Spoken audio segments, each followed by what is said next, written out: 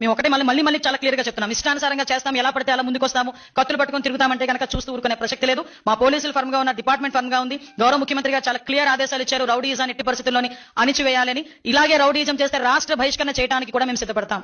తిరుపతి లడ్డు విషయంలో ఏదన్నా కల్తీ జరిగింది అంటే దాని గురించి లీగల్ గా యాక్షన్ తీసుకొని, లీగల్ గా ఫైట్ చేసి, లీగల్ గా దాన్ని ప్రూవ్ చేసి, ఏదన్నా తప్పు జరిగింది అంటే వాళ్ళని లీగల్ గా అరెస్ట్ చేసి దాని గురించి పనిష్మెంట్ ఇస్తే అది పద్ధతి అంటాం. మీరు చెప్పే నీతులకి, మీరు చెప్పే డైలాగులకి, మీరు చెప్పే ఇలాంటి వరస్ట్ మాటలకి, ఏమన్నా మీరు చేసే పనులకి కనీసం సింక్ అవుతుందా? మీరు కత్తులు, గడార్లు, కట్లు అన్ని రోడ్లు పట్టుకొని తిరిగితే ఏది తప్పు కాదు. ఎవడన్నా వైఎస్ఆర్సీపీ పార్టీ తరఫున ఆ ఫ్లెక్సీ పెట్టింది తప్పు అని చెప్పి దాన్ని తీసేయమని చెప్పేసి వచ్చి మాట్లాడిన నాయకుల్ని కేసులు పెట్టి లోపలేయాలని చూస్తారు. ఆ ఫ్లెక్సీకి కాపలా కాయడానికి అది పెట్టిందే తప్పు. ఏదైనా ఉంటే లీగల్ గా ఫైట్ చేయాలా. ఆ ఫ్లెక్సీ పెట్టడమే తప్పు.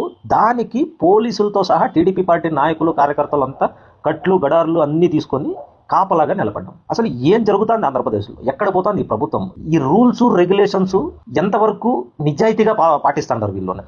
ఇవన్నీ చూస్తున్న సెంట్రల్ గవర్నమెంట్, బీజేపీ పార్టీ కూడా ఎందుకు మౌనంగా ఉంటుంది? దీని గురించి డీప్గా ఆలోచించండి. జనాలు కూడా వీళ్ళ రాజకీయాలు ఎంతవరకు తీసుకుపోతాండాయి అనేది కూడా ఆలోచించుకోండి.